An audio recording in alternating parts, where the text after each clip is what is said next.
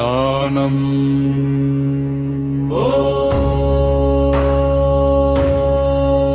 ॐ ज्ञानमि सिद्धिदम् आदित्यं तेजोराशिं दिव्यविक्रमम्।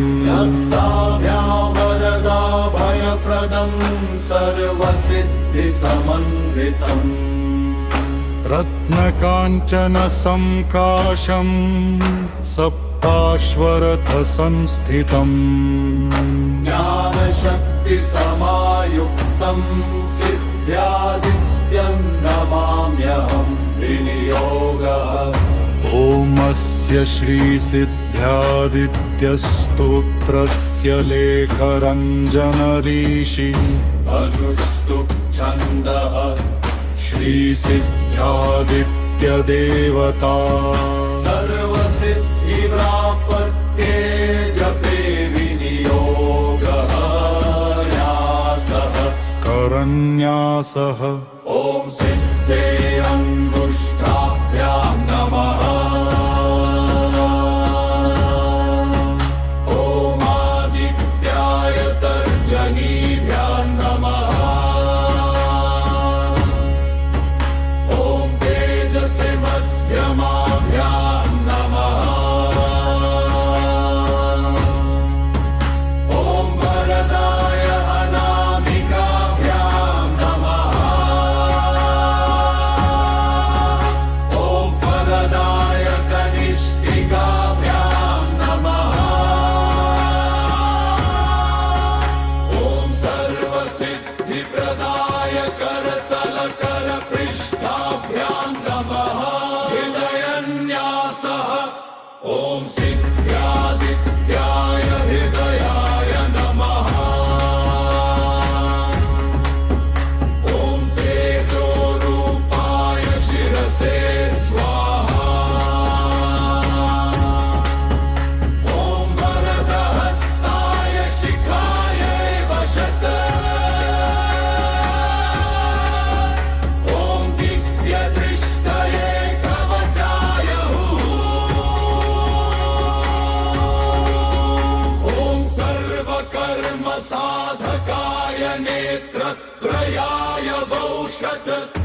ॐ आदित्यात्मने अस्त्राय फत। स्तोत्रम् ॐ नमः सिद्ध्यादित्याय सर्वकाय प्रसादमकाय ज्ञानविज्ञानदत्ते च तेजपुञ्जस्वरूपिणे। अत्पृष्टसिद्धिदात्रे च दृष्टसाधनङ्कारकाय योगिनां हृदि संस्थाय तपसां फलदाय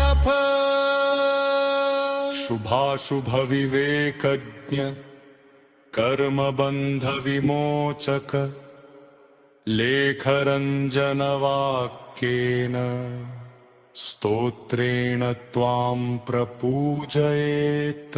सङ्कल्पशुद्धिदात्रे च बुद्धिसिद्धिप्रदायक आत्मदीपप्रकाशेन तमोभेदकर प्रभो।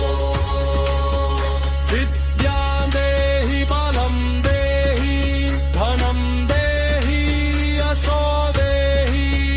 सिद्धिं देहि महादेव आदित्यस्वरूपिणे।